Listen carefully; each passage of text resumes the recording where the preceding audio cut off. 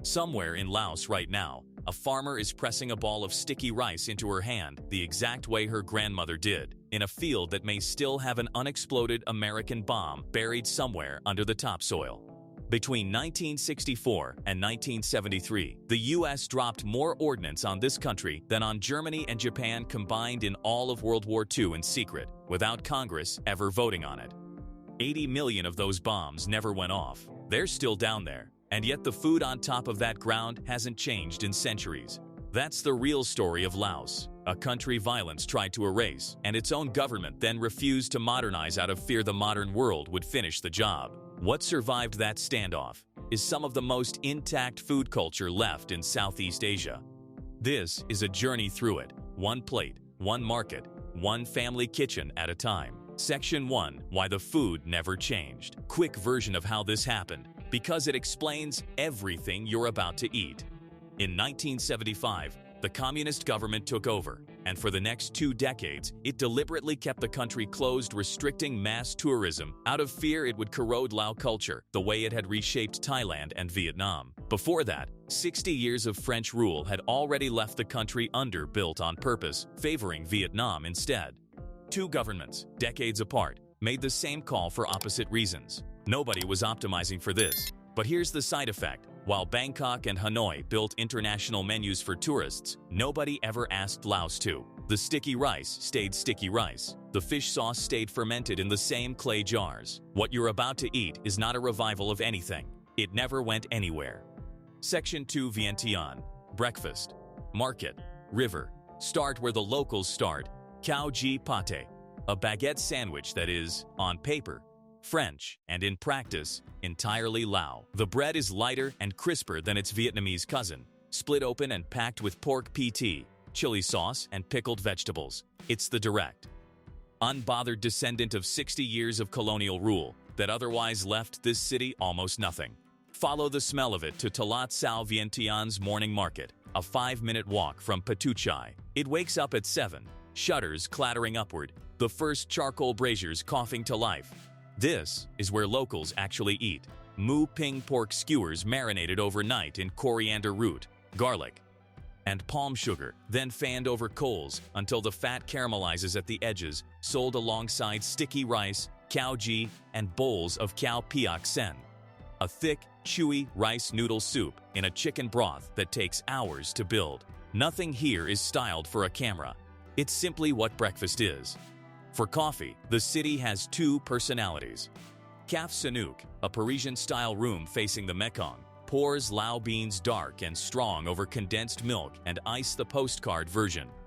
Joma Bakery Caf, with locations across the city, does the working version, a large latte for a couple of dollars, made from beans grown on the Bolivian Plateau, 400 kilometers south. On volcanic soil that produces some of the richest coffee in Southeast Asia and gets almost no international recognition for it. But the meal that actually defines Vientiane happens after dark, along Mekong Riverside Park. Vendors set up every evening, the smell of fish fat hitting hot coals before you can even see the stalls. Whole Mekong fish, stuffed with lemongrass, wrapped in banana leaf, grilled until the skin blisters, served beside Tam Mak Hoong green papaya salad pounded to order in a clay mortar. The thud of pestle on shredded papaya, part of the soundtrack of every Lao street corner, and a cold beer Lao. A few meters away, locals do synchronized aerobics on the promenade at sunset, like the whole city agreed, without ever discussing it on exactly how to end a day.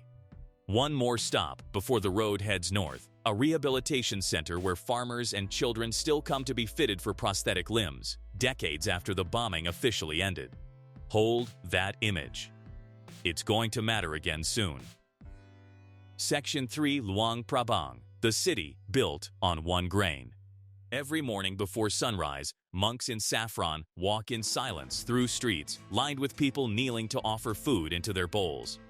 600 years, unbroken, and in nearly every bowl is the same thing, a small ball of sticky rice. Khao Niao isn't a side dish here, it's the meal. Lao people eat more of it per person than any population on earth, pinched by hand into a small scoop. Used to pick up everything else on the plate, carried in woven bamboo-tipped cow baskets slung on motorbikes and market stalls across the old town. While the rest of Southeast Asia switched to jasmine rice decades ago, Laos simply refused. Taste it plain, still warm, and you understand why. Dense, faintly sweet, chewy in a way regular rice never is. It's not a supporting dish. It is the base note under this entire cuisine.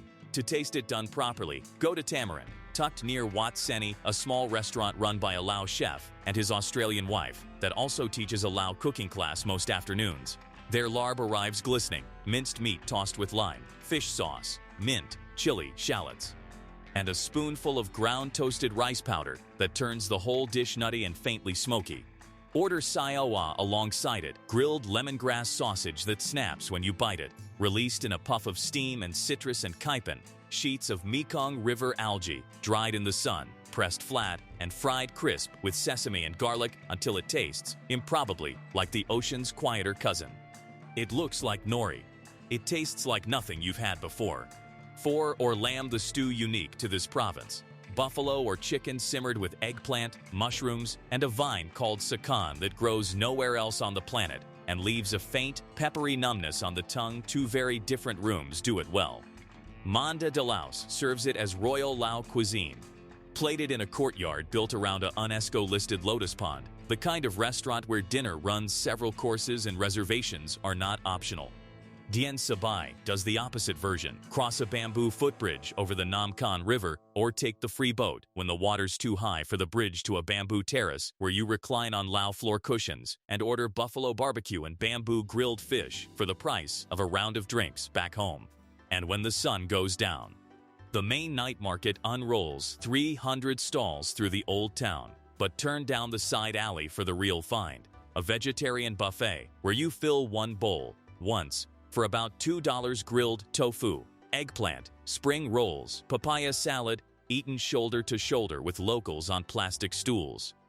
Underneath almost everything on this street is Padaek, fermented fish paste aged for months in salt and rice husk. Every family makes their own.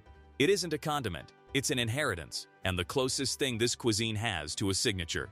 Section 4, what the ground still holds. 2 hours east, in the highlands of Xiang Kuang, over 2,000 ancient stone jars sit scattered across 90 sites, some more than 2,000 years old.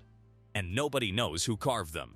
Nobody can properly excavate the site either, because this region absorbed more bombs than almost anywhere on the planet. Bomb disposal teams sweep the ground before archaeologists are allowed to dig. This is the same secret war from the Hook. Over 260 million cluster bombs fell on Laos in 9 years. Roughly 80 million never detonated. More than 20,000 Lao civilians have been killed or maimed by them since in the exact fields where dinner is still grown tonight. At current clearance rates, it will take 200 years to finish cleaning this country's soil. Every dish in this film came out of that ground. The rice paddies, the riverbanks, the forest floor from which the mushrooms get picked. That's not a footnote sitting next to the food story, it's the reason the food story still feels this untouched. A country too busy surviving, and later too closed off by choice, never got the chance to industrialize its own dinner table. Section 5, Phongsaly, what the jungle provides. Laos's northernmost province, bordering China and Myanmar, has no famous restaurants, no reservations, no menus. 28 ethnic groups live here, including the Aka, known for silver headdresses, whose design marks exactly which valley a woman comes from, and villages marked by carved wooden spirit gates that are thresholds, not decoration. The food comes straight off the trade routes and out of the forest. Weaver ants lay eggs in the canopy, harvested seasonally and simmered into gang kai mak dang. Ant egg soup pearl white, delicate clusters, faintly sour and creamy at once, in a broth with lemongrass and the pale, glossy leaves of a wild green. It's a genuine delicacy, priced accordingly, and one of the strangest, most memorable things you will ever eat with a spoon. Wild mushrooms, foraged daily in more varieties than most markets in the world ever see. Get sold wrapped in banana leaf at roadside stands. Corn liquor, distilled in village homes, gets poured for guests as a gesture of trust you don't refuse. And black sticky rice, denser and nuttier than the white grain further south, usually turns up sweet. With coconut milk, the far northern cousin of the grain that's been running through this whole film. Section 6, Si Phan Don, the river as the kitchen. At the southern tip of the country, the Mekong stops behaving like a river and spreads into roughly 4,000 islands and sandbars. 92 Irrawaddy dolphins, the entire surviving population on Earth, still surface here at dawn. On dawn det, ask around for Oi's restaurant, give a day's notice, and Oi will put together a full Lao barbecue fish feast, pulled straight from the Mekong. Everywhere else on the islands, the pattern repeats at nearly every riverside table. Grilled fish and sticky rice, served with Jeow, a chili-dipping sauce, from a stretch of water holding close to 1,000 fish species, more diversity than almost any river system on the planet. This is where Kaipen actually starts its life. Women wade out at low water to harvest the algae straight off the submerged rocks, dry it on bamboo racks in the sun, and press it into the same sheets that turn up days later on a restaurant table 400 miles north. And when the Mekong Valley mangoes ripen, sweeter and softer than anything shipped overseas.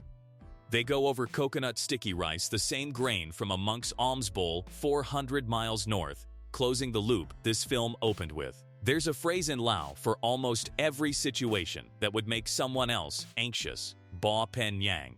It doesn't matter. It'll be fine, depending who you ask. That's either resignation or the most honest philosophy left in the region. Two forces built the plate you've been looking at for the last few minutes, a war that left the ground dangerous, and a government too afraid of the outside world to ever update the recipe. Somewhere between the two, the food just never stopped being what it always was. Not the baguette, not the sticky rice, not the fish pulled out of the same river it's grilled beside. That's not nostalgia. That's what's left standing when a country is finally left alone. You came here to eat. What you leave with is the last unedited version of Southeast Asia's dinner table.